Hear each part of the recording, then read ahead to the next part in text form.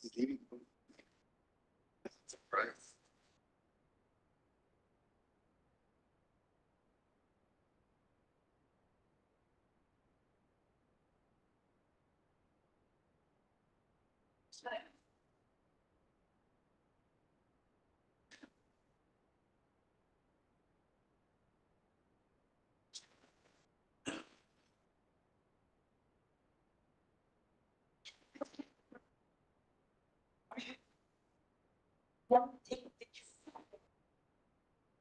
is this?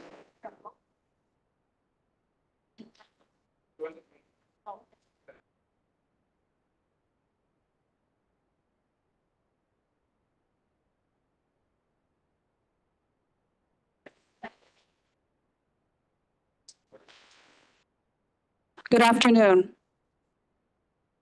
Pursuant to Chapter 551, Title 5 of the Texas Government Code, the Texas Open Meetings Act, notice is hereby given that the City Commission of the City of Brownsville, Texas, in accordance with Article 5, Section 12 of the Charter of said city, will convene a regular meeting on September 17, 2024, at 5 p.m. in the City Commission chambers located on the second floor of the Brownsville City Hall, Old Federal Building, located at 1001 East Elizabeth Street, Brownsville, Cameron County, Texas, 78520. Members of the public who submitted a public comment form will be permitted to offer public comments as provided by the agenda and as permitted by the presiding officer during the meeting. A recording of the meeting will be made and will be made available to the public in accordance with the Open Meetings Act. Mayor, it is now 5:02 p.m. You may call the meeting to order. Thank you, Marina. Can you please assist with roll call, please? Yes, of course, Mayor. Commissioner Tino Villarreal, Present. Commissioner Brian Martinez, Present. Commissioner Roy de los Santos, Here. Commissioner Rose Gowen, Commissioner Linda Macias, Commissioner Cardenas, Here. Mayor Cowan. Present. Thank you. We do have a quorum, Mayor. Thank you. With that said, I'd like to call this evening's meeting to order. Thank you. Thank you. Next, we do have invocation by Pastor Brad Burks, followed by the Pledge of Allegiance. Let's all stand for the prayer, and please remain standing afterwards for the Pledge of Allegiance. Father God, once again, we thank you for your love, your grace, and your mercy. We also thank you for your discipline, which helps us become the mature children of God that you desire each of us to be, the people you desire to spend eternity with. Lord God, you know the future as none of us do. So, Lord, I ask you to give each of us wisdom today, each of our commissioners, our mayor, each department head wisdom concerning the decisions that are on the table before them. Lord, let it be the very best for the city of Brownsville, for our future. And Lord, we also lift up our nation to you, and we ask you to guide our leaders and give us the leaders that you desire us to have. In the name of Jesus Christ, amen. Let's take a short moment of silence where we can all add our prayers to what has already been spoken.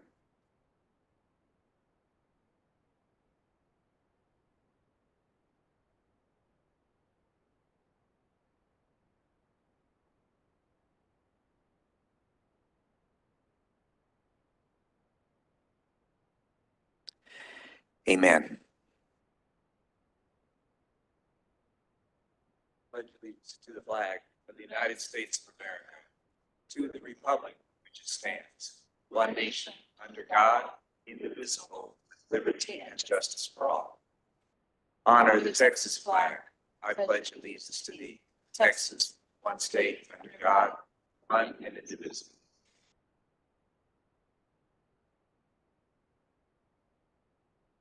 Next are proclamations.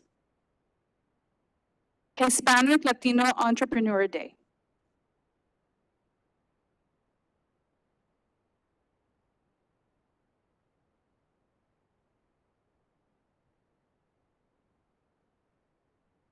Want to come up to the front?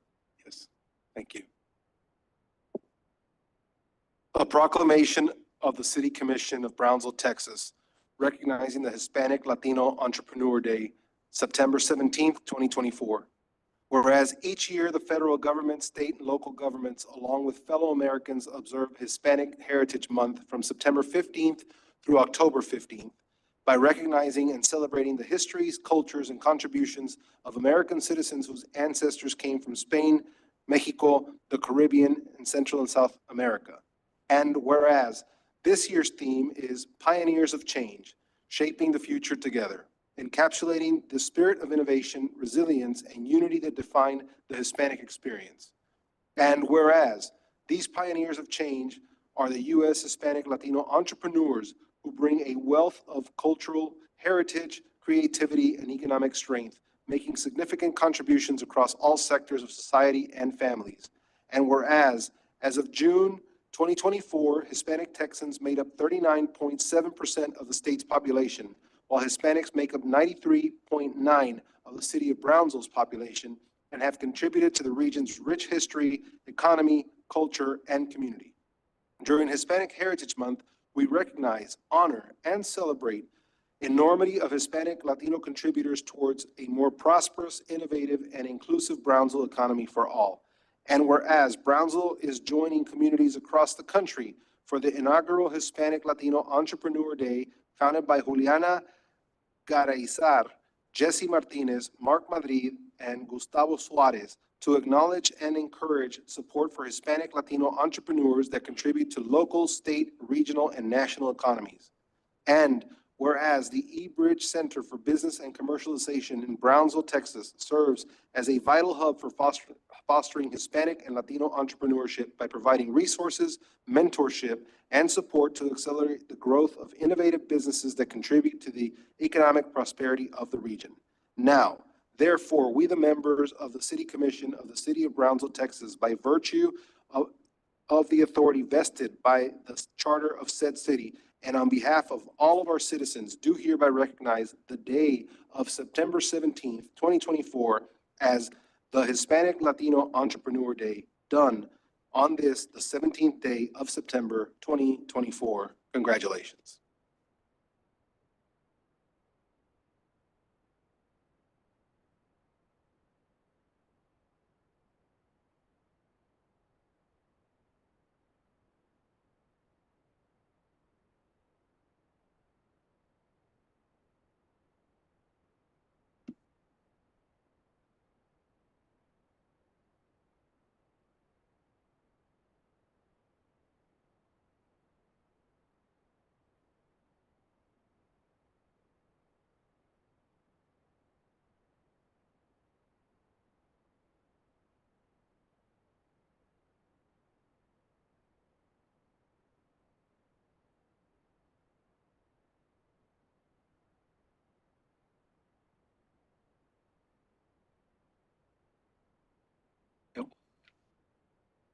Much. Gracias.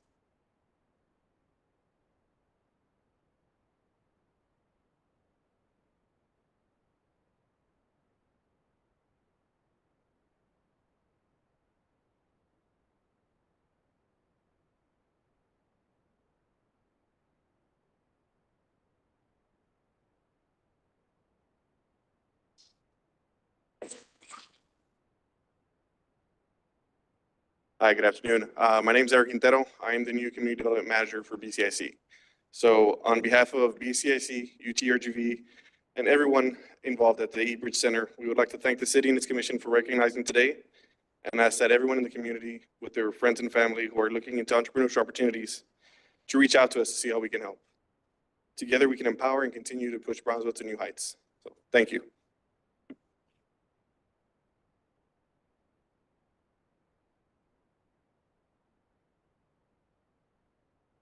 ¿Gustan pasar, jóvenes?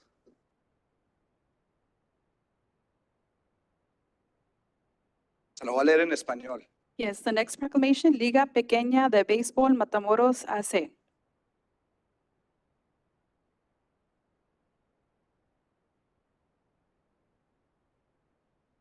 Una proclamación de la Comisión de Ayuntamiento de Brownsville, Texas, reconociendo la Liga Pequeña de Béisbol Matamoros AC.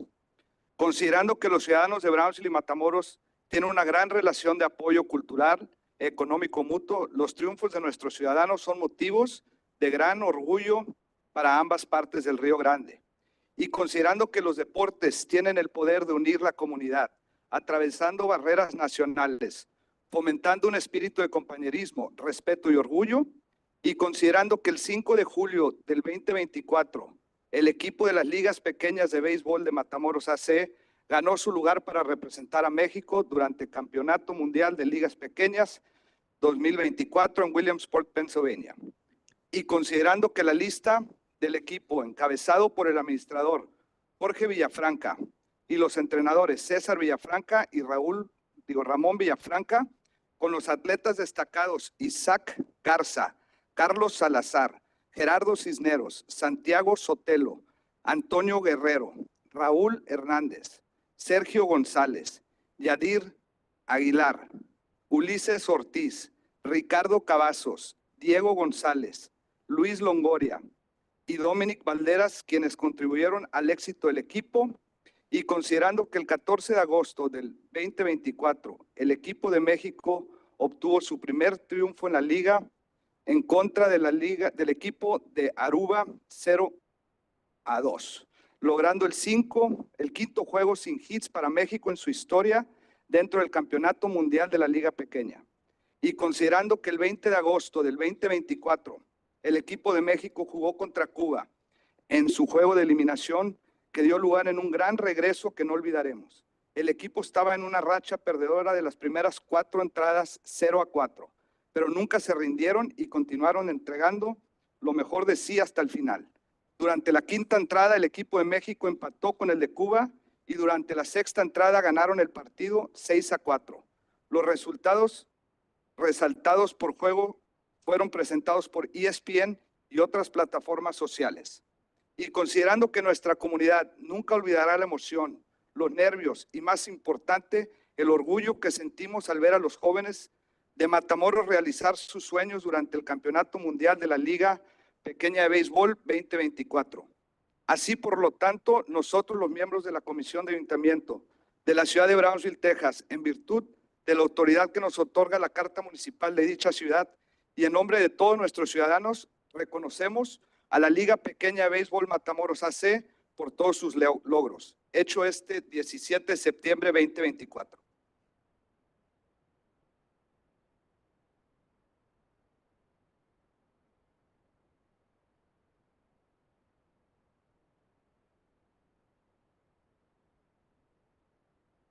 ¿Quieren pasar los papás a la foto?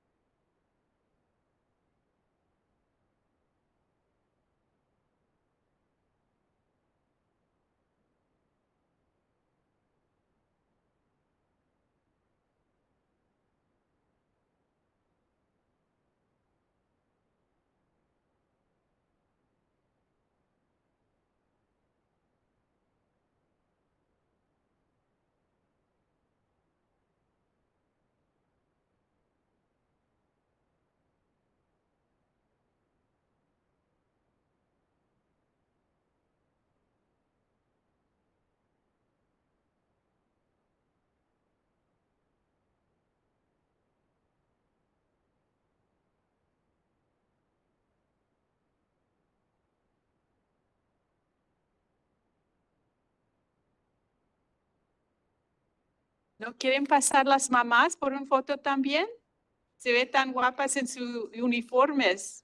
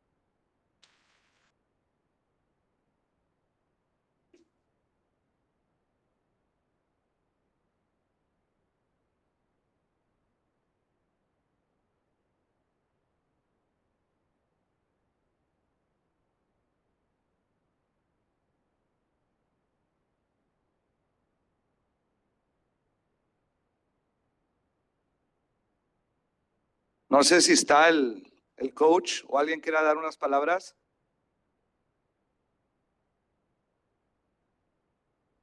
¿Alguna mamá, alguien que quiera dar algunas palabras?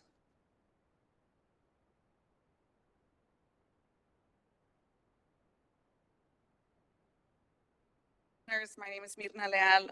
I had the pleasure and honor of nominating the Matamoros Little League team. I am a firm believer that the accomplishments of our citizens on either side of the river deserve recognition, and the work that these children put in, that the parents put in, that the coaches put in, really deserves that recognition, especially one that brings together the community and helps us feel a sense of pride, especially because that is our sister city and the people on the other side are our sisters and brothers. So.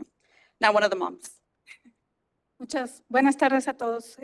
Primero que nada, muchas gracias por el reconocimiento que le dan a nuestros hijos. Son niños que vienen juntos desde los 5 o 6 años, tienen 12 ahorita. Gracias a Dios se nos dio la oportunidad de representar a México. Hicieron un muy buen papel los muchachos y en verdad estamos agradecidos por toda la atención que nos están dando. Muchas gracias.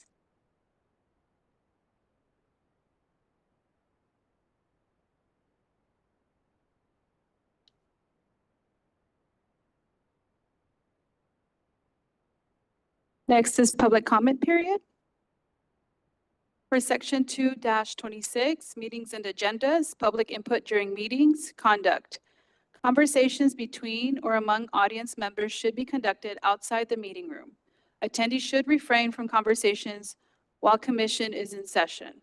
Cell phones. Attendees must refrain from operation and use of cellular telephones, pagers, etc., or any mechanical device that may disrupt city commission proceedings. Placards, banners, or signs are not to be permitted in the commission chambers or in any other room in which the city commission conducts a meeting. Included in this prohibition are various hats, caps, visors, and t-shirts which may represent sentiments as alluded to regarding placards, banners, and or signs. Exhibits, displays, and visual aids used in connection with presentations to the city commission are permitted. Only city commission members and city staff may approach the dais. If report, letter, etc. is to be presented to the commission, it should be given to the city secretary or staff who will make the distribution. It is preferable that the item to be distributed be given to the city secretary prior to meeting time. A copy of the item should be made available for the city secretary's official record. All comments shall be made to the mayor and city commission as a whole and not to individual commission members. So mayor and commission, tonight we do have 3 public comments. The first one is Yolanda Spies.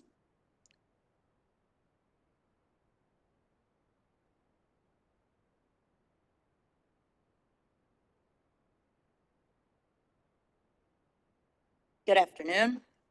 Dear members of the commission, I stand before you today once again, not just to speak about the challenges in our community, but to address the role of our city officials in ensuring justice, fairness, and transparency. We've talked at length about the conduct of our police force, but today I want to focus on your responsibilities as our elected leaders. For over a year, I've come to these meetings speaking out against the barriers in place that prevent many from filing complaints against misconduct.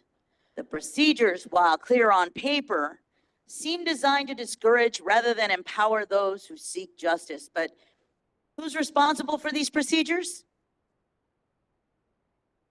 The answer is you, the city officials who are elected to serve and protect the interests of the community, of Brownsville residents.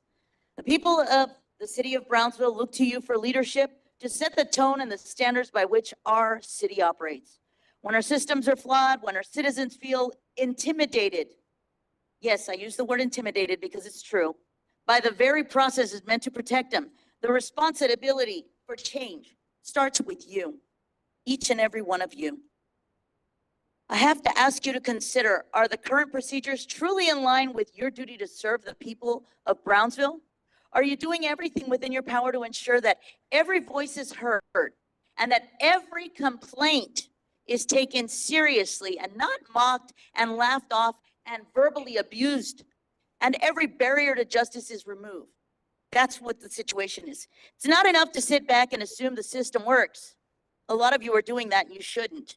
It's your duty to ensure it works for everyone. You have the authority to make these procedures and these processes more transparent, less intimidating, and genuinely accessible to all. I urge you, as city officials, each and every single one of you, to take this responsibility to heart, to review and revise the complaint procedures, to make them simpler, more open, and more just. Residents of Brownsville deserve leaders who are committed to fairness, accountability, and to real change. They deserve someone who actually has their back. Right now, that's not the case. Let us not allow these procedures to be mere formalities on paper. Let them reflect the values of this community, a community that believes in justice, equity, and transparency. Power to make this happen lies with each and every single one of you.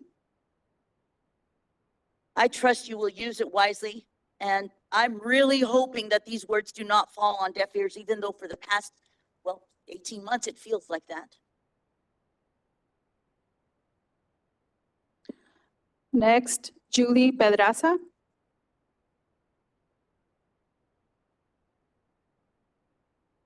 Good evening, Mayor. Good evening, Mayor and City Commission. I'm here to address the Ma'am, mayor. Can you tell your name, state your name for the Oh, I'm record? sorry. State my name. Julie Pedraza from Tradition Circle. I think I'm here. Good evening, City Commission. I'm here to address the mayor, the City Commission, the city manager, that once again, several Tradition Estates homes were severely flooded by the heavy rainfall on Sunday, September 15. The persistent drainage problems that have plagued our neighborhood since its development have remained unaddressed. Despite numerous promises from the past City of Brownsville leadership, including multi-million-dollar drainage projects that were announced in 2018, 2019, and 2021, no tangible improvements have been made to the area.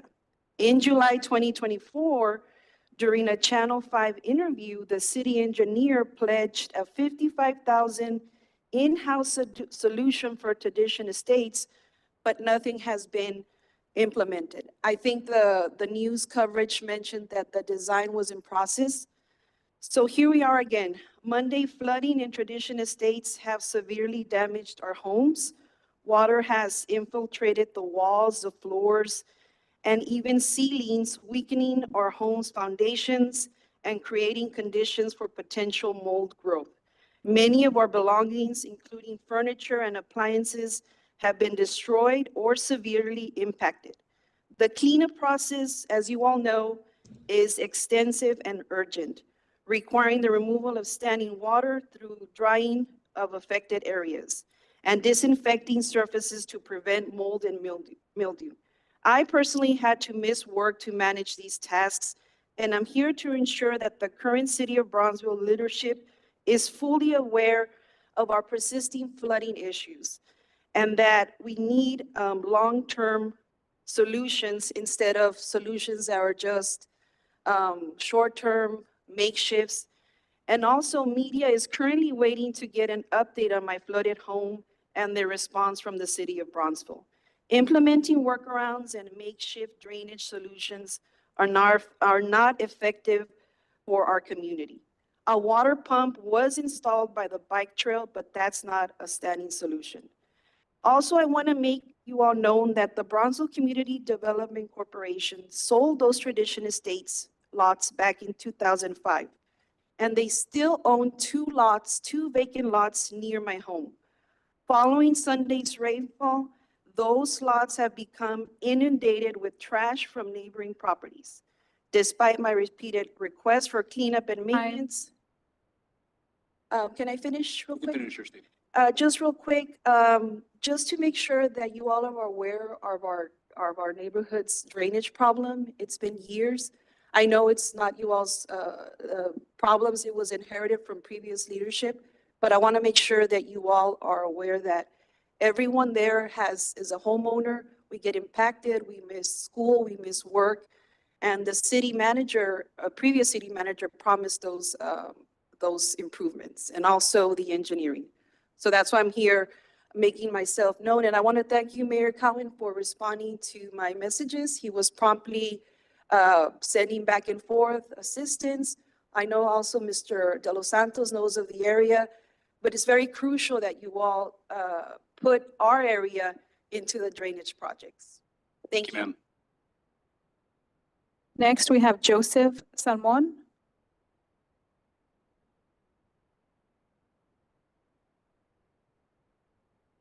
Next item, presentations. Presentation by the Brownsville Public Utilities Board providing an annual report on the progress of collaboration with the City of Brownsville as required by the city charter.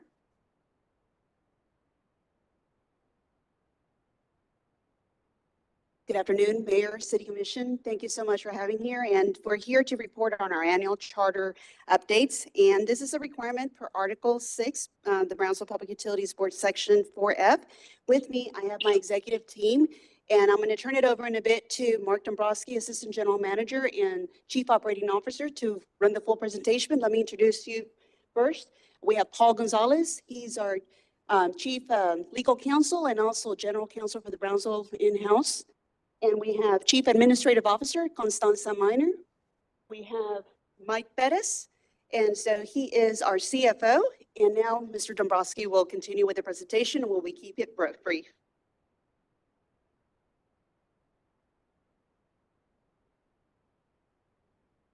In motion, open streets with no. Good evening, Mayor, Commissioners, City Manager. Citizens of Brownsville see the benefit of collaboration between the Public Utilities Board and the City of Brownsville. Coordination is needed to reduce service duplication, improve administrative efficiencies, provide joint service efforts, and ensure the quality at the lowest cost. Excellence in public service involves proactive improvement, innovation, and meeting community expectations. This commitment builds public trust and a culture of excellence. BPUB has submitted its second annual report on collaboration with the city, showing our dedication to our shared goals. Tonight's presentation is a highlight of some of those key points from that report. That report was emailed to you, and it can also be found on the BPUB website under corporate reports. We've made progress in reducing our service duplication. By identifying overlapping functions and streamlining processes, we have minimized redundancy and improved efficiency in our operations. As Brownsville grows, our roads and highways need to support that growth. Transportation projects offer opportunities for the city and BPUB to reduce duplication further. We can improve efficiency through coordinated design, procurement, construction, and project management. This collaboration is important because much of BPUB's infrastructure is within the right-of-way and our city roadways.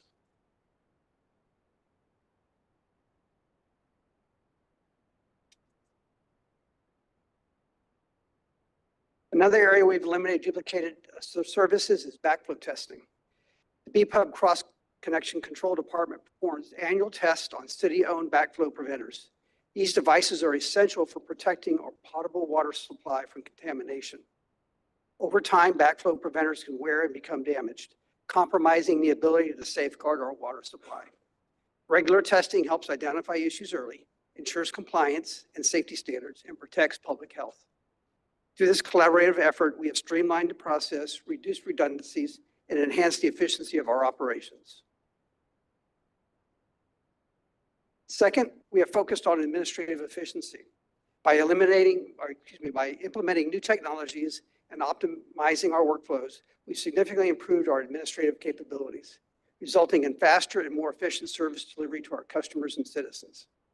One key initiative is integrating Excel software between the city and BPUB. This integration streamlines the permitting process for our citizens while ensuring compliance with city code. For the customer, this creates a seamless process, regardless of the agency involved in various stages of the permitting process. Third, we've prioritized joint service efforts. By working closely with various departments and agencies, we foster a collaborative environment that allows us to leverage our collective resources and expertise to serve our community better. This means faster and more effective service delivery for our customers and citizens. Another key initiative is our focus on streetlights. Streetlights increase visibility, thereby preventing accidents and deterring crime. They also enhance evening activities and neighborhood vibrancy. Well-lit areas attract customers, boost local business, and create a pleasant environment for commerce. BPUB is working with the city to illuminate roadways and sidewalks with energy-efficient LED lighting. This includes upgrade to existing lights as well as installing new infrastructure. Improved communication between the city and BPUB helps reduce miscommunication and ensure everyone is aligned. This leads to better resource allocation, as shared information allows us to direct funds where they are most needed. Collaboration encourages innovation by shared ideas and best practices, enabling us to provide solutions that might not be developed independently. Additionally, working together increases accountability, ensuring that services are delivered effectively and public funds are used responsibly. This builds public trust as our citizens see their needs are being met in a coordinated and efficient manner. When our citizens and customers are informed about local issues and events, they can make better decisions that impact their lives and our community. Awareness encourages participation in public meetings and initiatives, fostering involvement and ownership. An informed public can be better prepared to handle safety concerns and public health alerts, protecting themselves and their families. Community awareness strengthens our bonds, creates unity and collective responsibility. Additionally, an informed community enables transparency and better governance. This can help us mobilize resources effectively as communities can advocate for their needs more effectively. Throughout 2024, the city and BPUB worked together to inform the public about safety events, economic events, significant events, amplifying these crucial messages. In 2024, the city and BPUB worked together to update our 5-year water conservation and drought contingency plan, which is on file with the Texas Texas Commission on Environmental Quality and the Texas Water Development Board. BPUB has contracted with an international engineering firm to develop drought contingency strategies, incorporating industry best practices and proven science. These efforts aim to move beyond pure regulatory compliance and to maximize the return on our conservation investments. Once complete, BPUB and the city will update that plan on file and initiate projects and programs identified as having the highest likelihood of success in reducing water consumption. Additionally, the city and BPUB are working collaboratively to identify funding opportunities and grants to expand our treatment plants and secure drought-resistant water supplies for our residents and the vital industries that drive our local economy. In 2024, we saw significant progress in the BTX fiber project, with most middle fiber construction complete. This focus has shifted to the last mile segment, connecting retail customers with fiber. For areas of town served by overhead utility lines, the joint use of BPUB infrastructure offers an alternative to undergrounding. BPUB and Lit Fiber are coordinating these efforts. The city has agreed to share costs with BPUB to meet the surging demand and expedite the process. BPUB has contracted with 3 engineering firms to manage and review lit fiber pole attachment permit applications, ensuring public safety, pole integrity, and electric infrastructure reliability. We're committed to high quality services and physical responsibility by continuously monitoring our performance. BPUB's valve and hydrant department collaborates with city fire department to inspect, flush, and maintain hydrants, ensure reliability and compliance with safety standards. Hydrants are replaced based upon condition and color-coded on flow rate. Valve inspections prevent seizing and ensure smooth operation, which is systematically carried out to minimize failures and efficiently manage BPUB water distribution systems. 2 specific projects that have been successfully executed, significantly lowering the cost to our citizens and customers, and an example of a commitment to our cost-saving measures. In the first project, the city agreed to allow BPUB to use a 1-acre portion of city-owned property adjacent to the existing BPUB airport substation as a staging area during decommissioning and reconstruction. This collaboration will reduce project costs and schedules, enabling BPUB to re-energize the substation quicker to meet the growing demand for electricity in and around the airport while improving reliability. The second project, the city and BPUB worked together on the Brownsville Police Department's joint tactical facility. BPUB rented and installed a temporary generator to expedite the facility's use while the permanent power supply was being constructed. The permanent power connection was completed and the new facility was energized in August of 2024. That concludes my report, but I do want to mention that, as I said earlier, that the full report has much more detail. It was emailed to you. It's also available on BPUB's website under our corporate reports. I'd be glad to answer any questions you might have.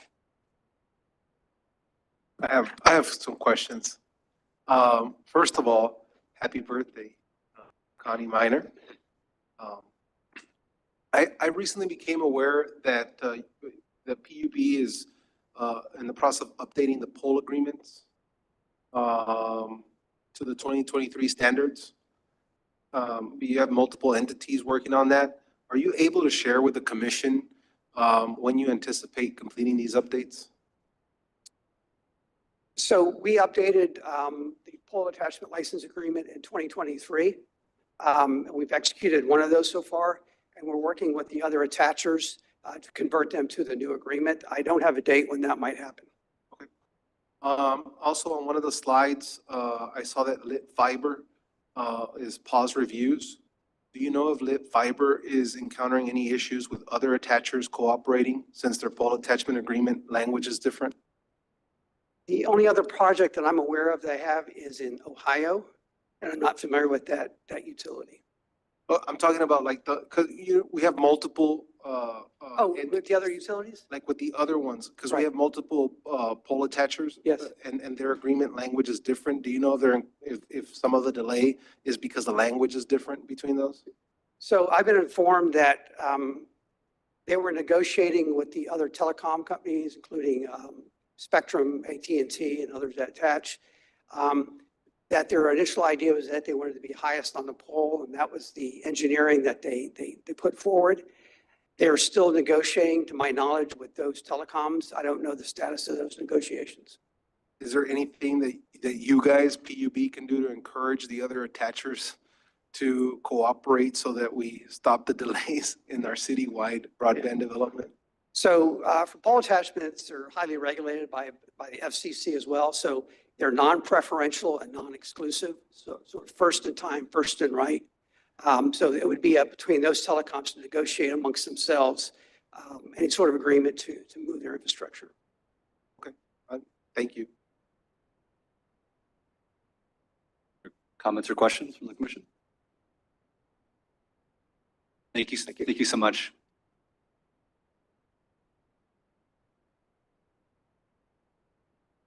Next is city manager's update. Recognition of National Human Resources Professional Day. Hi, good evening, Mayor and City Commission. I want to ask that our OD and HR department, because it's organizational development is a big part of what we do. That's why we added OD to HR. And so I just want to, first of all, thank you, because we had a town hall with our, it was amazing because we usually have town halls virtually, but this time we invited everybody to the event center and we kind of celebrated a lot of, first of all, I thank you for supporting many of the benefits and compensation plan, the new compensation, the COLA of 3%, the new clinic, Frontier, our employees are going to have their own employee clinic that they've been waiting for such a long time with no copay. So those are the exciting things that we've been able to address. So come on up, everybody, and much of this department has a lot to do with this. It's a team effort between OD and HR, finance, and then, city manager's office, but really, you all, mayor and city commission, approving the budget and approving these important improvements, and also recognizing they're being recognized on a state level and national level for all the different development programs that we've received. And you can see some from diversity awards, but I'll have Perla, our director, talk about some of the, it's not also about awards, it's really about what you're doing, right? And how we really evolved with our leadership and our development from all types, from frontline to middle management to executive team. Everybody deserves to be part of professional development internally and externally. We have employees that have gone out to conferences for the first time ever, believe it or not, left Brownsville on a conference. And so just a little bit about that, Bernard, because I think it's really important. Yes, thank you so much. We received some awards the last year, but at the end of the day, it's because we have, of course, the support from city commission, the support for city management, the directors as well. All the time they are supporting the programs, the compensation, the benefits. So I can tell you that all these individuals here, same as me, we share the same purpose, which is take care of our employees. And this is the main reason that we continue in this organization, because we want to provide better compensation packages, provide better benefits, incentives, opportunities so everyone can grow in the organization. And that's the main purpose that we have and we share. So thank you so much for this recognition for the HR Professional Day. We celebrate today with the town hall was a really, really welcome for all employees, all the things that think of all of you that really help us to have this compensation in place, to have additional benefits, what like parental leave, to have pet insurance, to have vision insurance, all the components in an holistic approach that they can take advantage, and of course the family members as well. So thank you so much for that recognition, and we appreciate it. Thank you.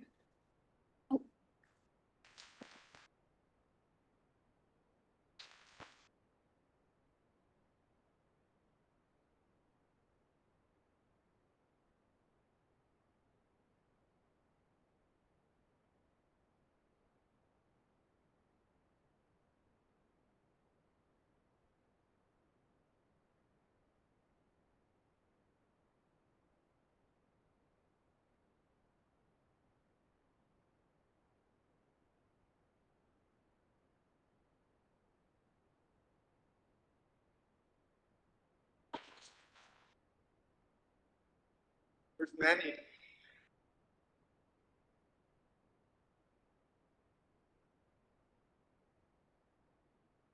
Ready?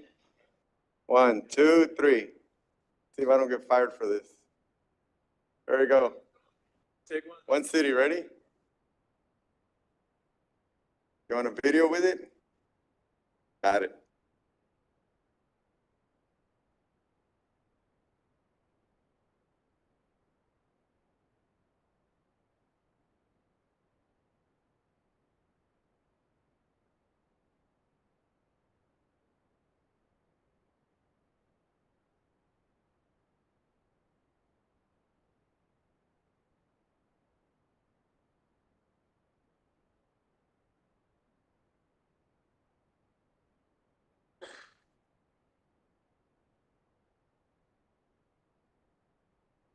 Next, consent agenda items. Mayor, I'll move to approve 1 through 10. All right, we have a motion. Do we have a second? Second. We have a motion and a second. Any further discussion? If not, all those in favor, please say aye. Aye. All those opposed say nay. Ayes have it, motion carries. And Mayor and Commission, there is a request to take item number 11 into executive session, which we'll announce later on. Do we need a motion for that? No, it'll be part of your motion when you all go into exec. Okay, thank you. Next item, public hearings.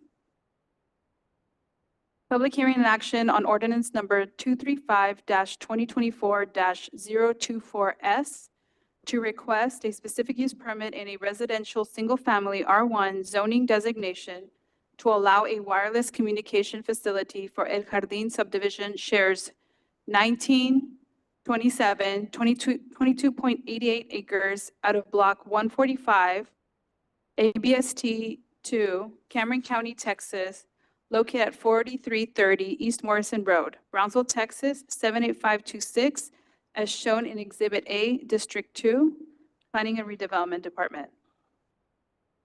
Good evening, Mayor, Commissioners. This is a specific use permit for a wireless communication facility. This property is fronting Morrison Road. The current zoning is residential single-family R1. And just to provide a little bit more context, this is a BISD-owned property where their records department is or established. This is a 200-foot buffer map. There were 3 mailouts and 0 written opposition. This is the zoning within the area. There's residential single-family to the south, east, west, and residential transition to the north. This is an image of the compound, of the portion that they're going to be using, the entrance, and the compound itself with the landscaping surrounding it. And that this is an image of the elevation of the proposed tower The style will be monopole and the maximum height will be 135 feet. This is just another satellite image of the property. And PMZ did recommend the approval to grant the specific use permit to allow a wireless communication facility on this property. Questions or comments from the commission? All right, this is a public hearing. If there's anyone here that wishes to address the commission on this item, please step forward. Move to close public hearing, Mayor. Second. We have a motion and a second to close public hearing. Any further discussion? If not, all those in favor, please say aye. Aye. All those opposed say nay. Ayes have it, motion carried. Move to approve. Second. We have a motion and a second to approve. Any further discussion? If not, all those in favor, please say aye. Aye. All those opposed say nay. Ayes have it, motion carried. Next item. Public hearing number 2. Public hearing and action on ordinance number 235-2024-025-S to request a specific use permit in a commercial corridor CC zoning designation to allow a used car lot for Lot 8, Block 1, El Rancho Portero, Section 1, Cameron County, Texas, located at 9345 Highway 281, Brownsville, Texas 78520, as shown in Exhibit A, District 4, Planning and Redevelopment Department. As mentioned, this is a specific use permit to allow a used car lot. The current zoning is commercial corridor, and this property is fronting Highway 281.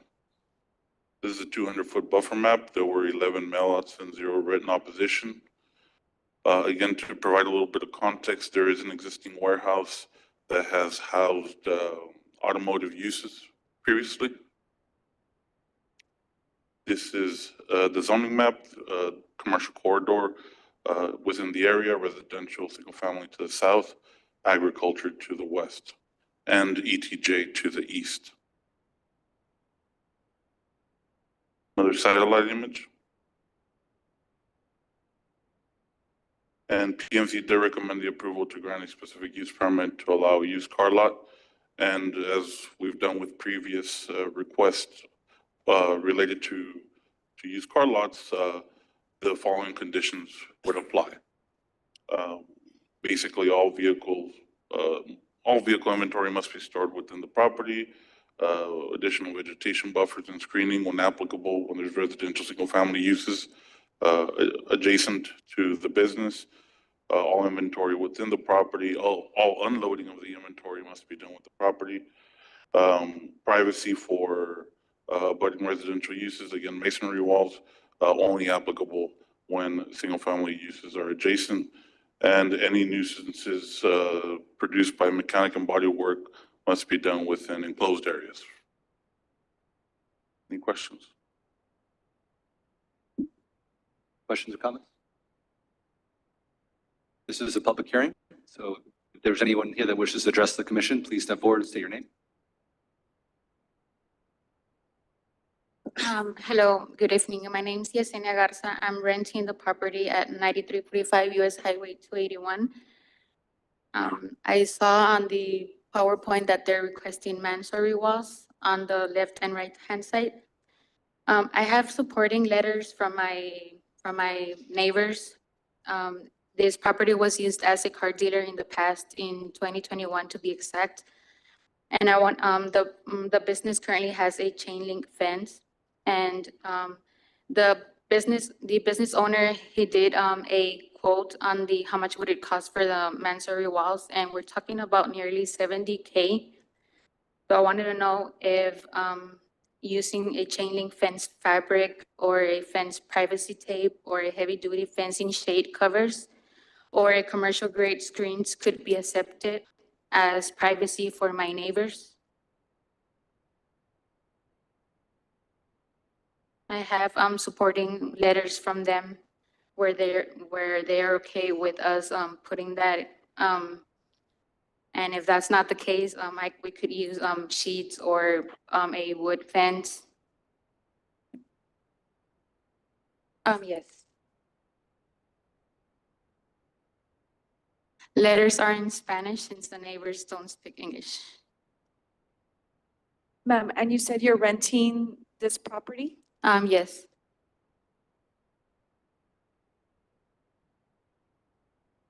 So you would be the operator? Yes, my husband and I.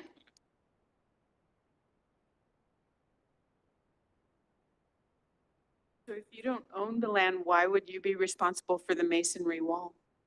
At first, because I thought we were talking about small numbers, and I knew that he was not gonna be willing. He wasn't gonna be willing to work with us regarding the masonry walls. So he helped us with the quote, and he said that we're looking into 70K, and that he didn't have the money to build that on his property.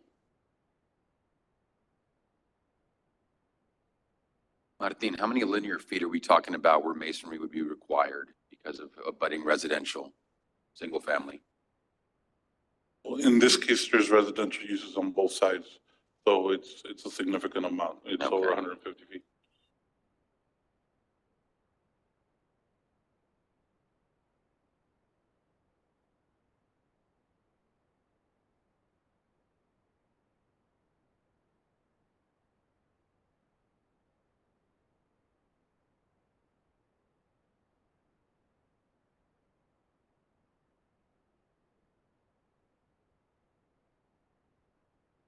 Martin, could you remind us that the reason that the UDC includes masonry walls is for beautification, so that it doesn't look junky in the neighborhood or For beautification, for privacy, for containment of noise,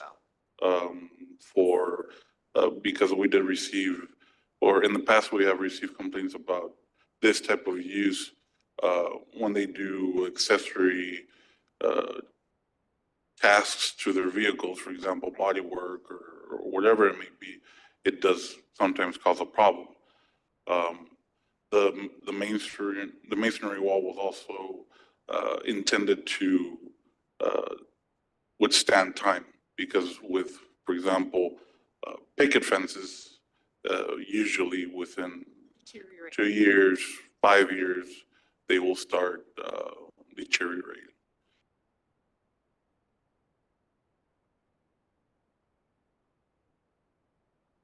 Any other questions or comments?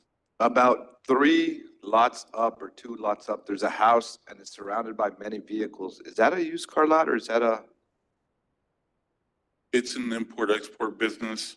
A lot of businesses within this area previously or have existed for quite some time because this area was annexed into the city not so long ago. So they existed prior to city regulations actually, before we could actually implement our regulations on them. Cause there's like even a truck across the street just parked there. I mean, on the picture at least. Is it still kind of just? We can review for code violations, Martin. Would you think? It seems like the commission has concern. No, that's not what I'm asking. I'm asking, it looks like this area is basically all doing something with vehicles. There's vehicles on every single one of these cars, unless somebody owns 30, 40 cars.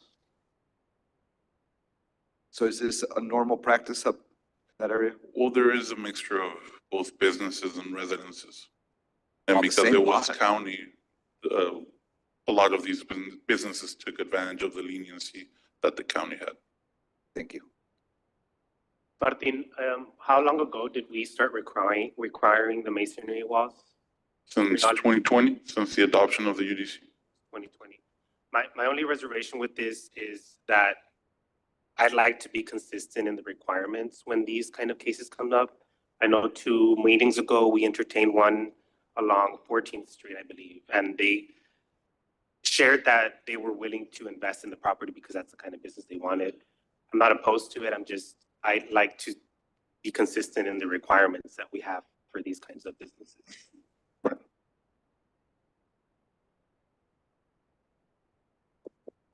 Any other questions or comments? Martin, there was no written opposition for this? No, we did not receive any.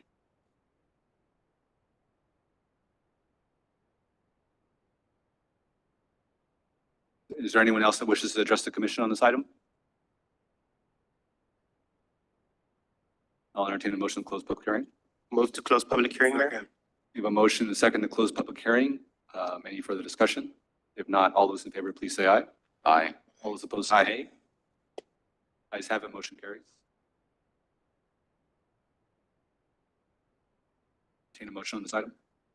I'm not opposed to the idea of a privacy fence versus masonry, given the length required out there. I think that can achieve aesthetics.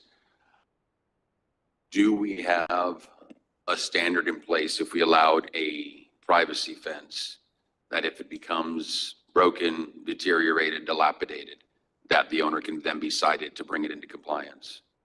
Unless we have a complaint from the neighbors. Commissioner, would you consider adding to that, that the neighbors would have to sign a paper they're okay with it?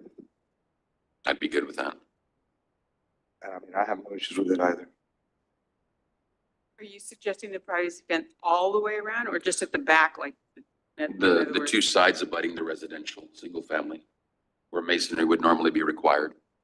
Although the privacy fence would not cut down on noise, but I understand clutter aspect. No, and I think if this were going to be like outdoor mechanical work and things of that nature going on, then the noise would be a bigger concern. But if it's just going to be a car lot and any mechanical work has to be in the enclosed area, I don't see noise being a big problem. My only concern is creating a precedent, and I don't necessarily disagree with it in this case. Right. But once we give a variance, then that becomes a precedent. I think the other consideration here is when we've looked at car lots in other places of town, it's usually smaller lots abutting single family. So the proximity of the business to a home is much closer. Here, these are larger lots.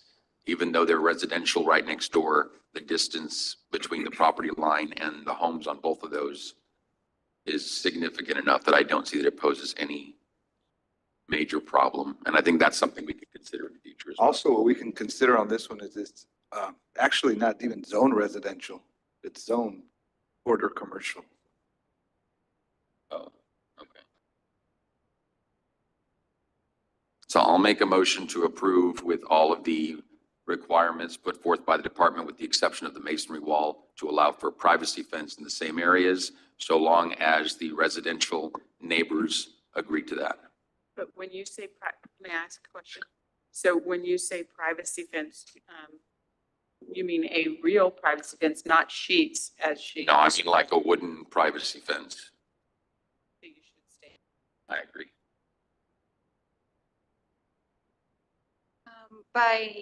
But that would be wood. Can sheets be accepted? Like okay, wood, wood would be fine. Yeah, it would have to be wood.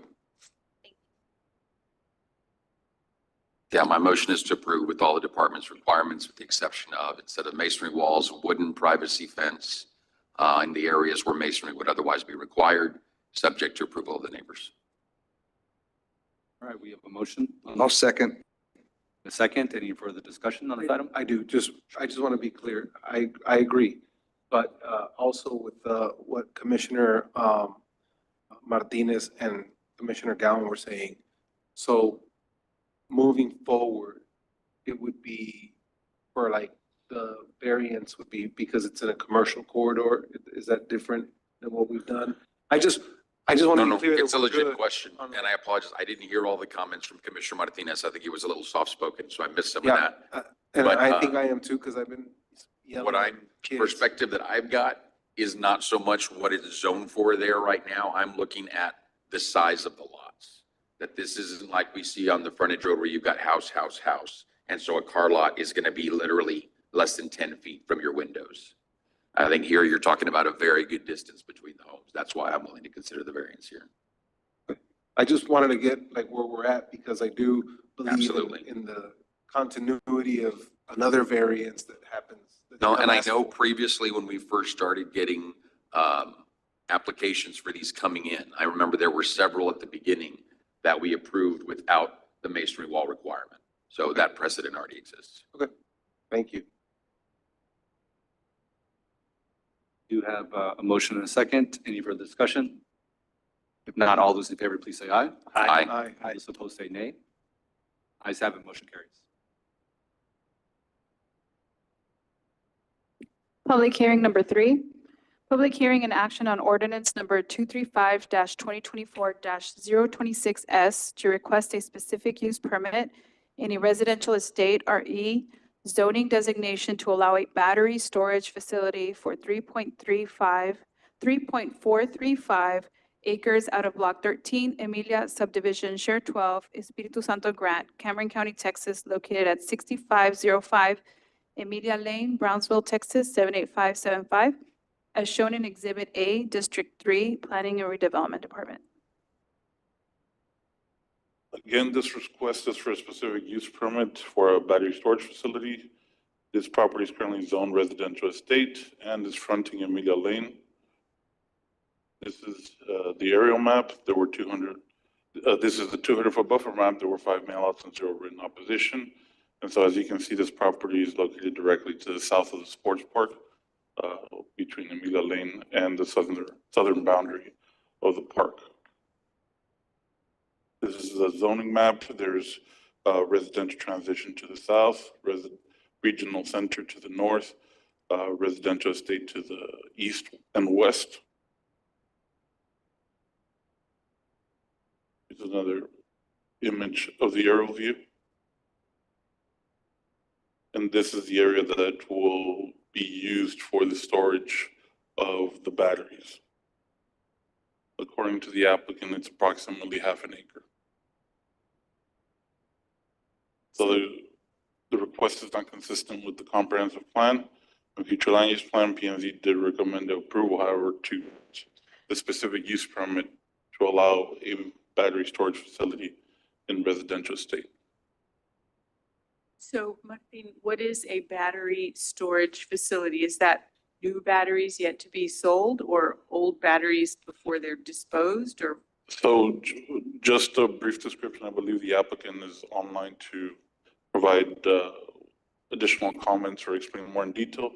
But it's basically, they're using the property to store battery packs that will be connected to the grid. During the day, these batteries are being filled with energy or electricity. And then at peak hours, they supply the grid when it's being overloaded. And so basically that's what it does. They're new batteries in good condition, not Right, something right. that's gonna It's leach out into the ground. right. It's new equipment.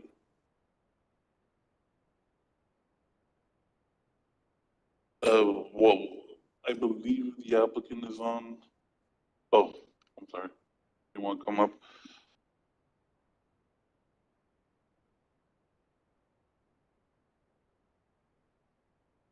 Good evening, Mayor Cowan, Council. Martin is correct. What essentially it does, it'll store the energy throughout the day at low peak hours, and then once everyone comes home and there's a high demand, that's when it supplies to the grid. As you can see in the aerial view, one parcel over is an AEP-owned substation, and that's where we will be connecting to. I did have a conversation with Fire Lieutenant Raymond Harris as well. He has a comprehensive emergency response plan in which he approved of it. Of course, we were proactive. He has that in his possession now. It's very thorough on if anything were to happen. Of course, this system does have an aerosol system. If there's anything that were to happen as far as the batteries, it will. It has a ventilation system where it detects any combustible gases. We will have an 8-foot opaque wall surrounding the property as well. And as Martin mentioned, currently the preliminary survey is 3.4 acres, but we are sizing that down once we get through the approval process of this specific use permit to just under an acre. So it's going to be a small site plan. And what's the name of your company? I'm sorry, Agreco ETS. One more time? Agreco ETS. My name is Chris Rose. I'm the manager of development. Just a little bit about Agreco ETS is if you have watched the Super Bowl, if you've watched the World Cup or even the Olympics, Agreco's been the backbone of it for modular backup generation. Also, if you have the unfortunate circumstance to being in a hurricane, Greco is typically the first on site to help communities, families, and businesses get back recovering and back online as fast as possible. We have a main hub out of Houston, so South Texas is covered with Greco. So excuse my ignorance, other than fire, since there's a trail right behind you, water, children playing in a park, there's nothing that could harm children or people in that area unless there was a fire. Correct, yes, ma'am. And this system is unmanned as well. It will be monitored 24/7 by Fractal EMS. So if there is some type of sensor that goes off, Fractal will be able to send some within a 4-hour time frame to handle that. I have a question. In going through your slides that were in our deck, one of the things that caught my attention on the slide that's titled Responsive Technician is Delayed. It makes reference to an on-site technician, but it says if the on-site technician is delayed more than 4 hours. So that's when we're going to correspond with Fire Department number 8 or number 9, I believe, which is about 6 minutes away. I will get with Fire Lieutenant Harris for a secondary response. That way they're on site if there is a delay for some. But then this is not an on-site technician if people are waiting for them, correct? Correct, yes. Yeah. Okay, so this is just a technician assigned to this location, Correct. but they're not physically there. There's not somebody there 24 hours a day. No, sir. It's unmanned and remotely monitored 24/7. The question for staff, do we know how many other of these kind of similar facilities we have in town? We don't have it. This would be the first. In terms of noise, what are the levels of the operation? Sure, it's roughly 60 decibels, which is about what my speaking tone is right now. It's about the sound of a vacuum. I do have a slide that kind of mentions that, but it's like office noise, if you will. Be comparable to what we hear, like the hum of electricity at a substation. Essentially, yes. And of course, like I mentioned, the substation is one parcel over. So the reason, I did have a question on why you all chose there, but that is the reason. That is the reason, yes. Typically for these smaller battery storage projects, we'd like to be as close as we can for what's called a gen-tie route to the substation. Larger solar facilities, you can get away with a 2-mile gen-tie route, but these smaller ones, we want to be as close as possible. Thank you.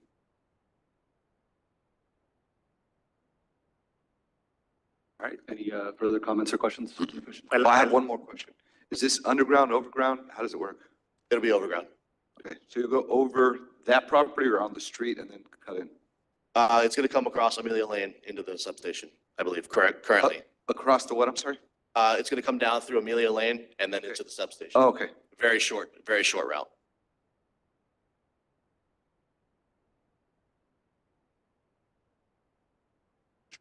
You're good. What are the batteries made of? Lithium. Lithium? Yes, sir. It's supply. Do you need any other further permits to operate in the city or from TCEQ or? So we will be applying for a building permit. That's really the only essential. Building permit, but Right. in terms of environmental standards? No, we're under an acre, so we don't really fall under that, the SWIP for the stormwater.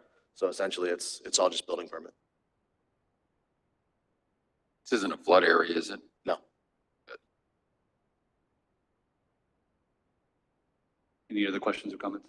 Sure. All right, this is a public hearing. If there's anyone here that wishes to address the commission on this item, please step forward. Move to close public hearing. Second. A motion, a second to close public hearing. Any further discussion? Not all those in favor, please say aye. Aye. All those opposed say nay. Ayes have it, motion carries. Move to approve. Second. We have a motion and a second to approve. Any further discussion? If not, all those in favor, please say aye. Aye. Aye. All those opposed say nay. Ayes have it, motion carries.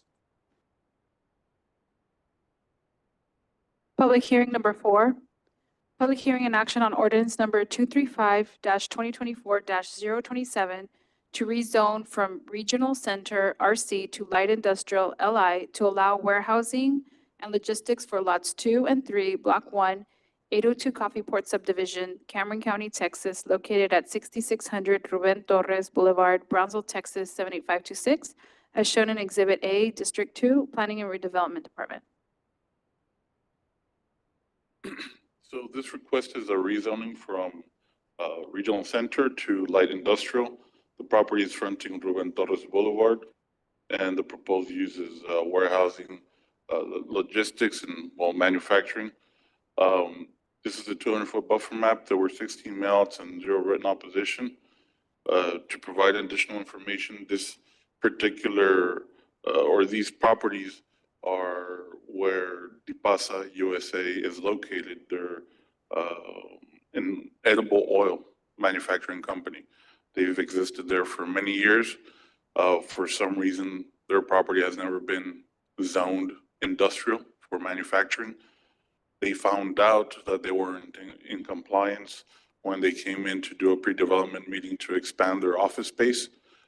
So the expansion does trigger the requirement to be in compliance with zoning. And as you can see, all of this area is Zone Regional Center. There's the ETJ to the south. This is another aerial view of the property.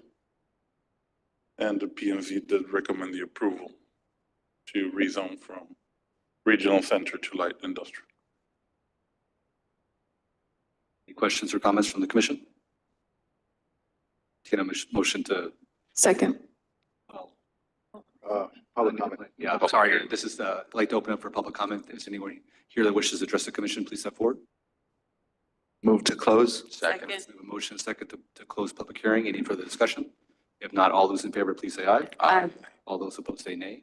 Ayes have it, motion carries. Move to approve. Second. We have a motion and a second to approve. Any further discussion? If not, all those in favor, please say aye. Aye. All those opposed say nay. Ayes have it. Motion carries. Thank you. Thank you, Martin. Next, we have items for individual consideration. Action item number 1, consideration and action to approve the Brownsville Community Improvement Corporation, BCIC fiscal year FY 2025 budget. City Manager's Office, Brownsville Community Improvement Corporation. I believe the Executive Director of BCAC, the IC, Ms. Corey Peña, is online. Yes, I am. Can everybody hear me? Yes, ma'am. Yes. Thank you. Good evening, Honorable Mayor and City Commissioners. Thank you for the opportunity to present the Brownsville Community Improvements Corporation's 2025 budget. I really thank you for allowing me to do this virtually. The project revenue, next page, please. Our project revenue for 2025 stands at 9.3 million. This includes 7.1 million in sales tax revenue based on 98% of the 2023 collections. Additional public funds amount to over 800,000. That comes from our partnership with GPEC, as well as our grant with the City of Brownsville to support businesses impacted by the COVID-19 with forgivable loans. Our private funding sources include membership fees from our Alamo Angels investors that we just recently started, as well as our SATOP membership, and our grants supporting our eBridge Center programs, as well as our eBridge leases that we collect on our second floor, and interest income. On the expenditure side, the 2025 budget is set at $12.2 million. Of this, 1.65 million is allocated to BCIC's administration and operations. A total of 3.9, representing 50% of sales tax revenue and interest, is designated for the city's quality of life initiatives. Our community development programs and initiatives will receive 3.8 million, 1.4 million allocated to our entrepreneurship programs. Additionally, close to $1 million is set aside for our discretionary items, and nearly 400,000 is earmarked for city contracts. I will provide more details on the expenditures on the upcoming slides. Overall, our expenditures exceed revenues by 2.8 million. However, our fund balance is projected to start at nearly 17 million with an estimated ending balance of 14 million. Next page. Thank you. So out of the 9.3 million revenues that we are predicting, 76% of that is coming from our sales tax revenue at 7.1. 9% comes from our interest and our public funds, and 1% for our private funds, 5% from our grants, and then our eBridge leases and sponsorships really don't register on our revenues pie chart. Next page. On our expenditure side, we have 32% of the 12.2 million going to the City of Brownsville's quality of life projects. Additionally, 32% will go to our community development programs. 11% goes to our entrepreneur programs. And I apologize, I just noticed that the BCIC administrative is missing, but it is 14% of our expenditures. And then our discretionary programs are 8% and our city contracts are 3% from the revenue, or from the expenditure, excuse me. Next page. So a little breakdown of our expenditures. First is the 3.9 million that we have for the City of Brownsville's quality of life ordinance. So out of the 3.9, we have the 3.3 going to designated city projects.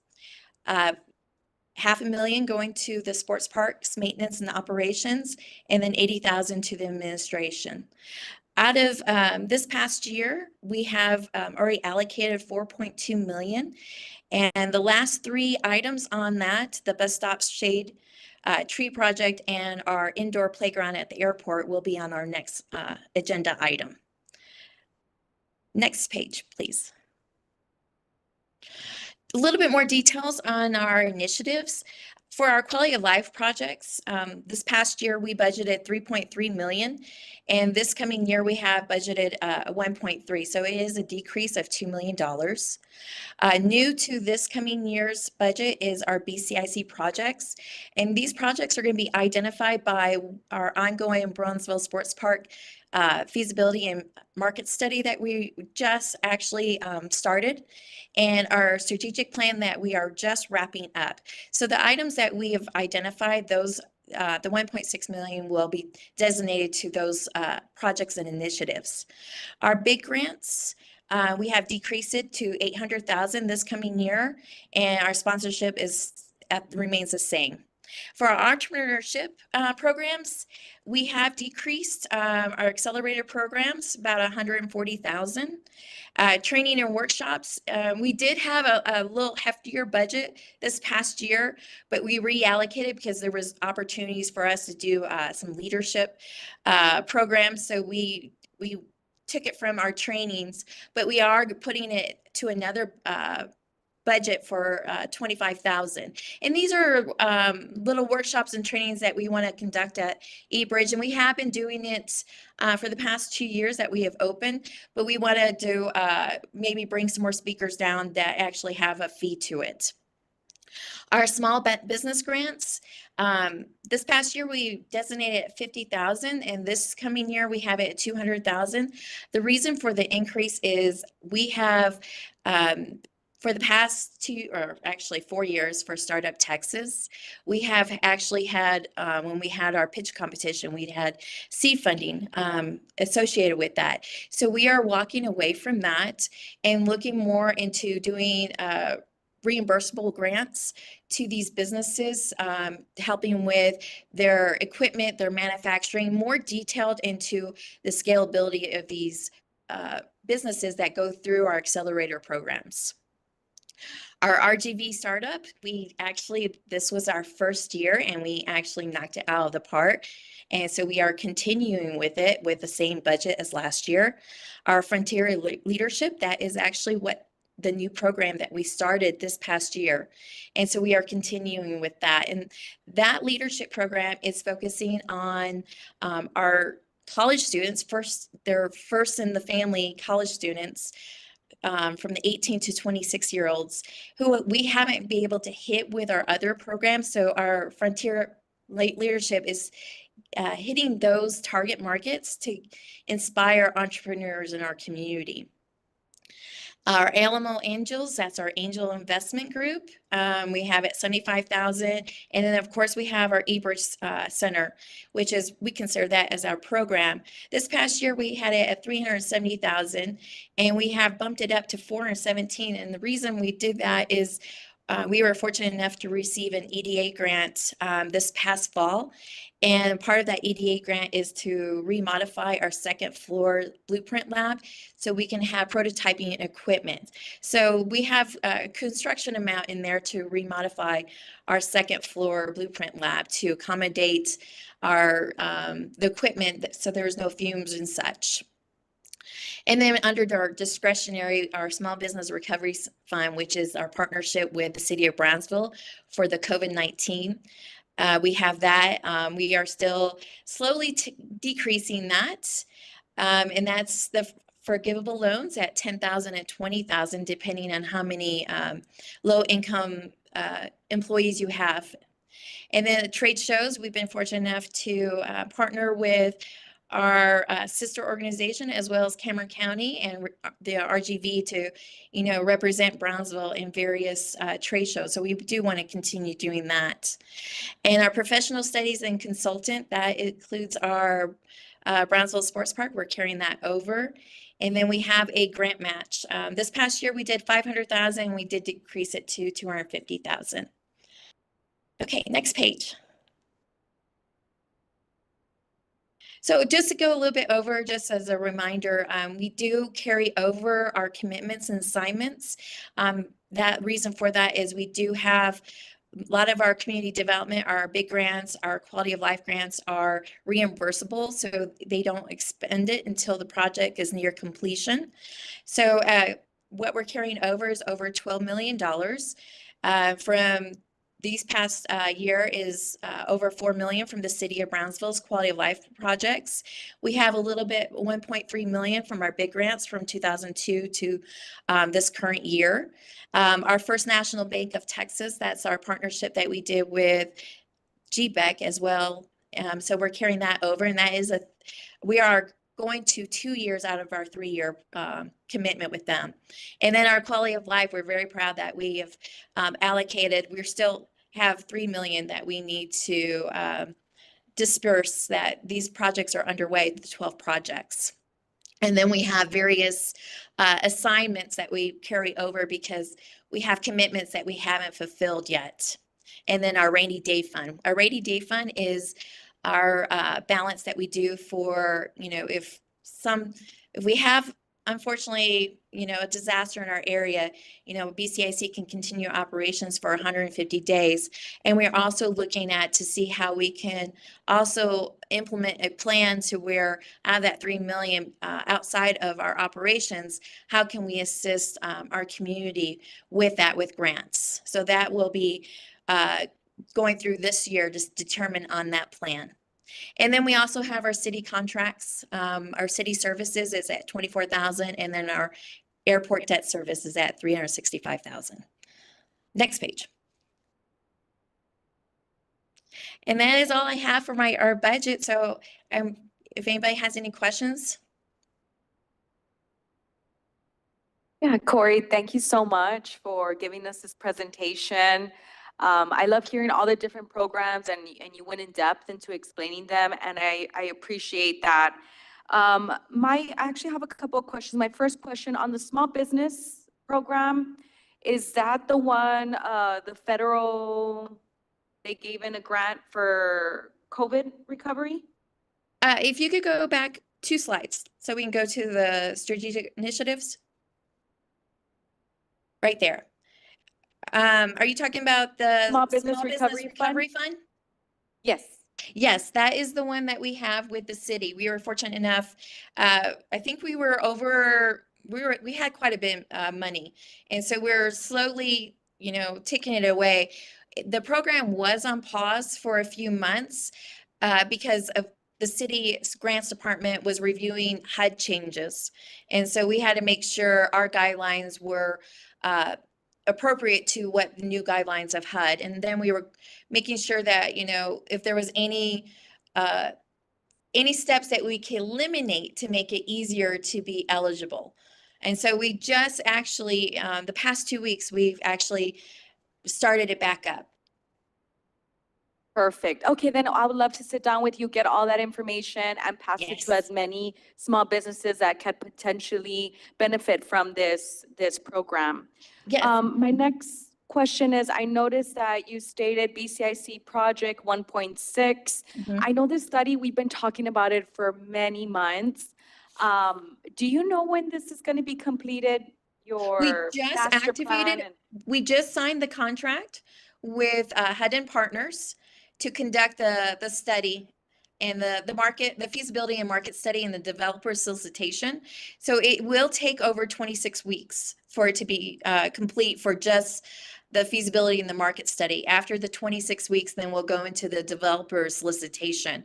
So we should look in the next 6 months, at the end of the next 6 months, that we will actually have identify what is a feasible for those 31 plus acres at the undeveloped portion of the sports park.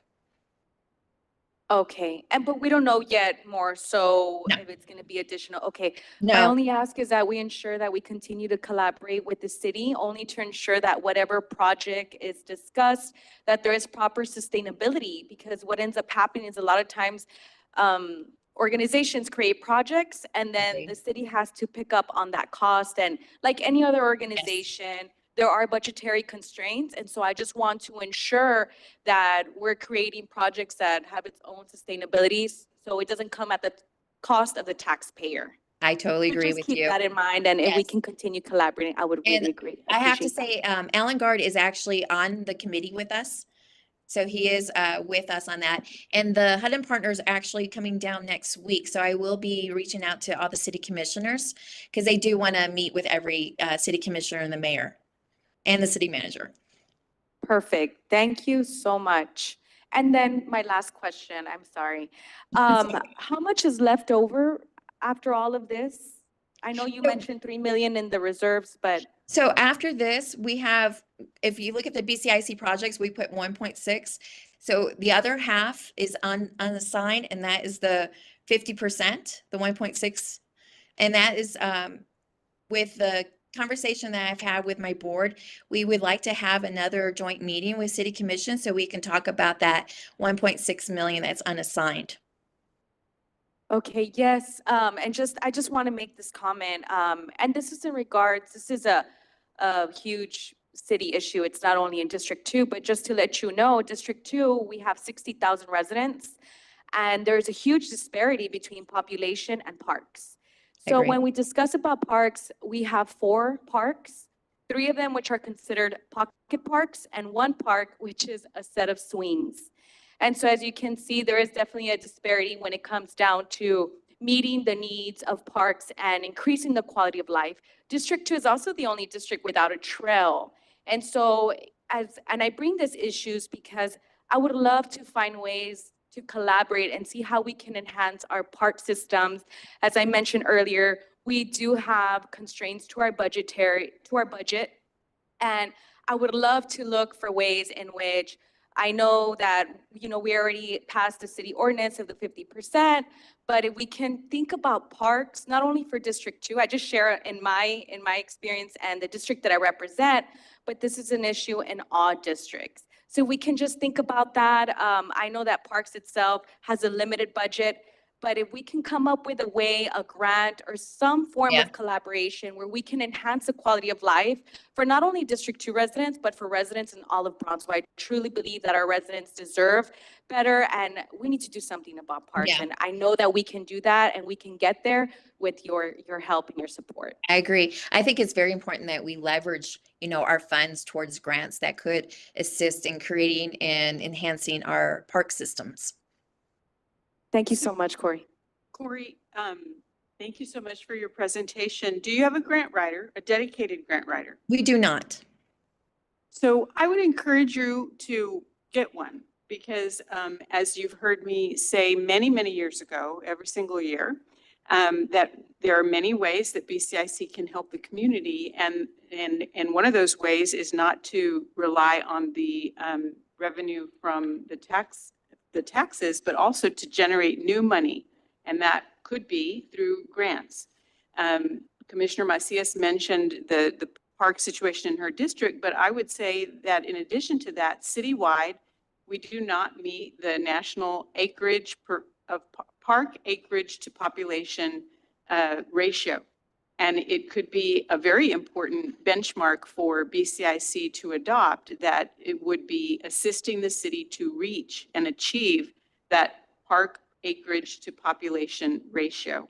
And perhaps one of the very meaningful ways that you can do that is not just to rely on the money that you receive passively, but to actually generate new revenue via grants and not just relying on the city grant writers, but rather training and attracting your own that would be able to assist. Thank you so much for your presentation. I urge you to consider that. Thank you, Commissioner Gowan.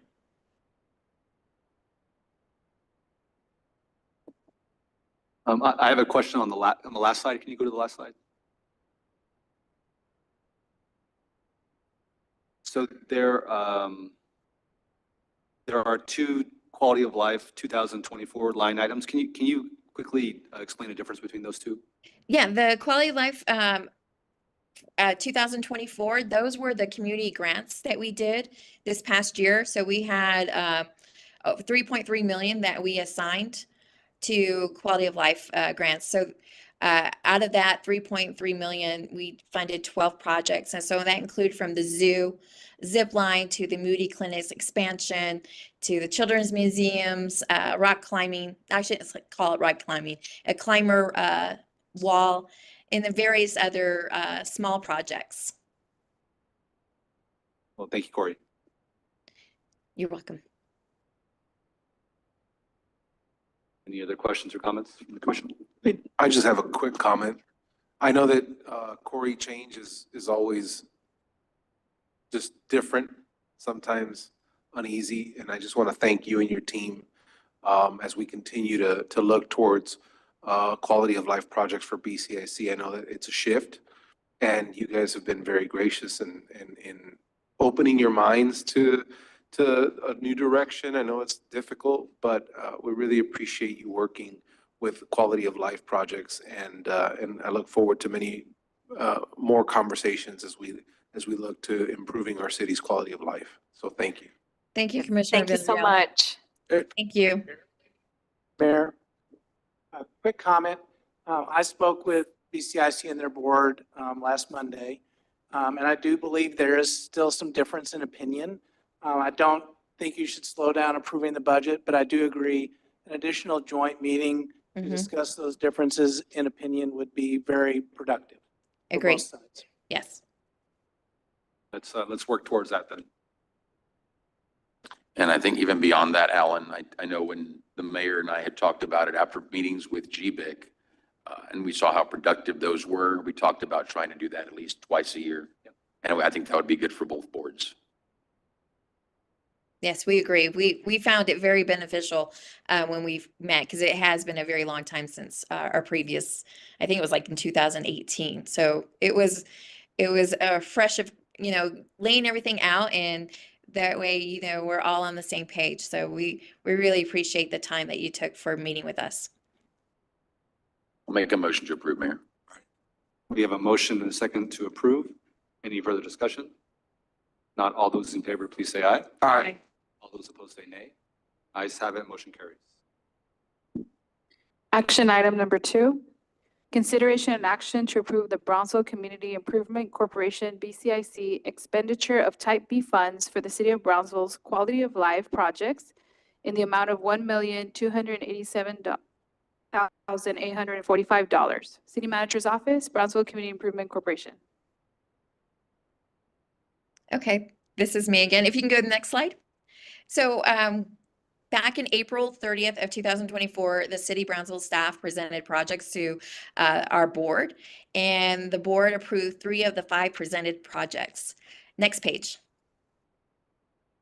So of those projects that were approved, the bus stop improvements at over $1 million are another shade tree project. So this is actually, the first funding that we did in November was shade tree project on the West Rail. So this is more shade on the West Rail at over almost $200,000. And then the playground equipment at the airport terminal at $86,000. So that in total is $1.2 million. And this is just, as a type B, we have to do our 60-day comment period, our public hearing, and then get final approval from the City Commission before we go into project agreements. Next page. So the next steps, like I said, we've already we met our 60-day comment period. If approval, then we'll execute the program agreements with the city, and then the projects can continue. Next page. And that's it. Any questions? Questions, comments? Move to approve. All right, we have a motion and a second. Any further discussion? If not, all those in favor, please say aye. Aye. All those opposed say nay. Ayes have it, motion carries. Thank you, Corey. Thank you. I appreciate y'all. Next is action item number 3, consideration action. It's consideration and action on selecting a candidate for the Texas Municipal League Region 12 Director Election, City Secretary's Office. So good evening, Mayor, Commissioners. This item, there is a vacancy for Region 12 Director Election. Each region exists to promote the interests within the city government, and on a regional level, Brownsville belongs to Region 12 for the Texas Municipal League. We do have 2 candidates. We received a ballot, and the candidates are Victor Sebastian Sebi Haddad, Commissioner of McAllen, and our Commissioner Brian L. Martinez, Commissioner with Brownsville. Each TML member city is entitled to 1 vote, and in order to do so, the vote must be casted by the majority of the city's governing body. All right, I'll vote for Brian Martinez. I'll second. All right, we have a motion and a second. Any further discussion? If not, all those in favor, please say aye. Aye. Ayes have it, motion carries. I hope our vote helps, Brian. I think this is a great opportunity for Region 12 to be represented. It's all 8 counties in South Texas, so it'll be a great representation to have good Brownsville up there representing on the state level. Congratulations. Next item, board appointments. Action item number 1, consideration and action on resolution number 2024-091 to appoint members to the Parks and Recreation Board, Parks and Recreation Department.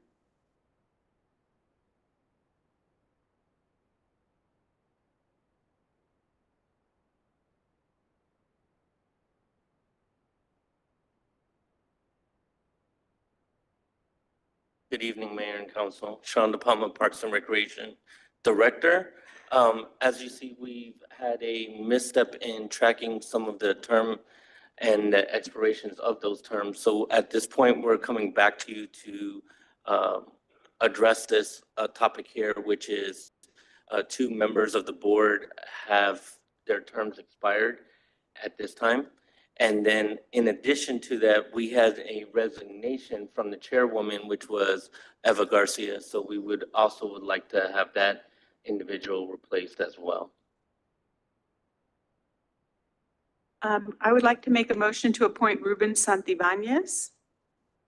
Second. We have a motion and a second. Any further discussion? If not, all those in favor, please say aye. Aye. All those opposed say nay. Ayes have it, motion carries. Mayor, I'll move to appoint myself to the board.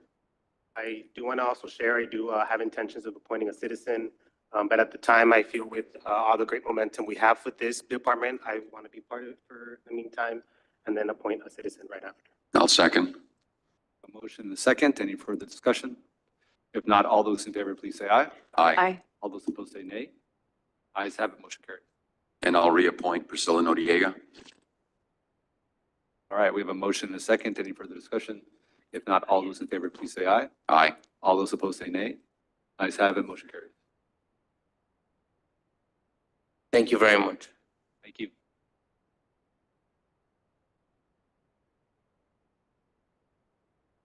It is now 6:40 p.m. Mayor, would you like to make a motion to go into executive session? Mayor, also move.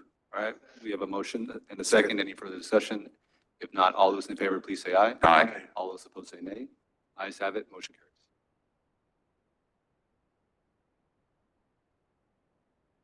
Thank you. For the record, I will be reading the following items that will be discussed in executive session. Executive session item number 1, closed session pursuant to Texas Government Code, Section 551.071, consultation with attorney related to the Route 30 contract between the City of Brownsville and Cameron County, Office of the City Attorney.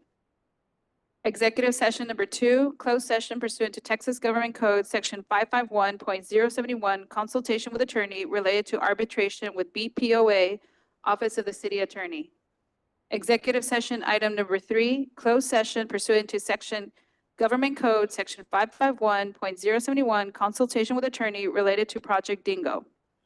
Executive session number 4, closed session pursuant to Texas Government Code 551.071, consultation with attorney related to BMFA Inc., Office of the City Attorney.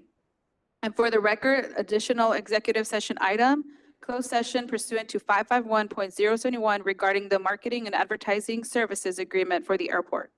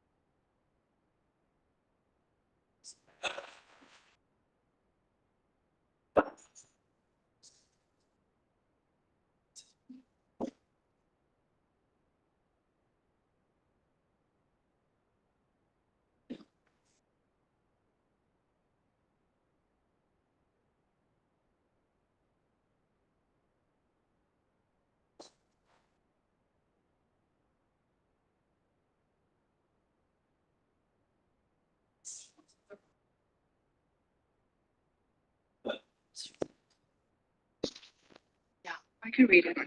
Yep. Okay, 36.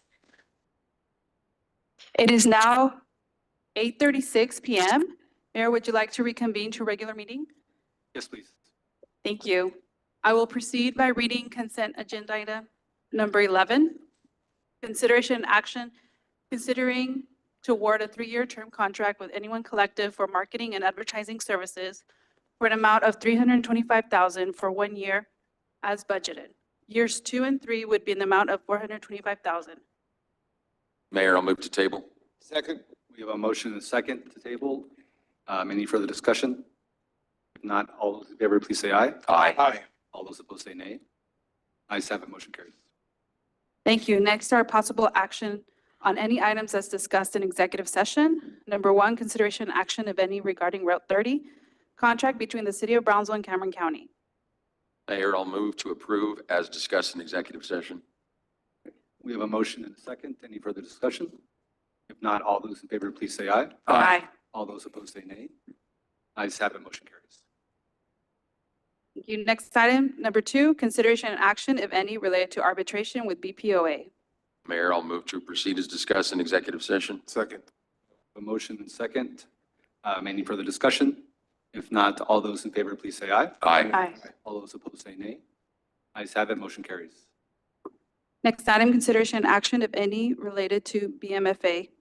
No action. No action. Next item is adjournment. Move to adjourn. Second. We have a motion and second to adjourn. All those in favor, please say aye. Aye. Ayes have it, motion carries. Thank you. It is now 8:37 PM. Meeting has adjourned.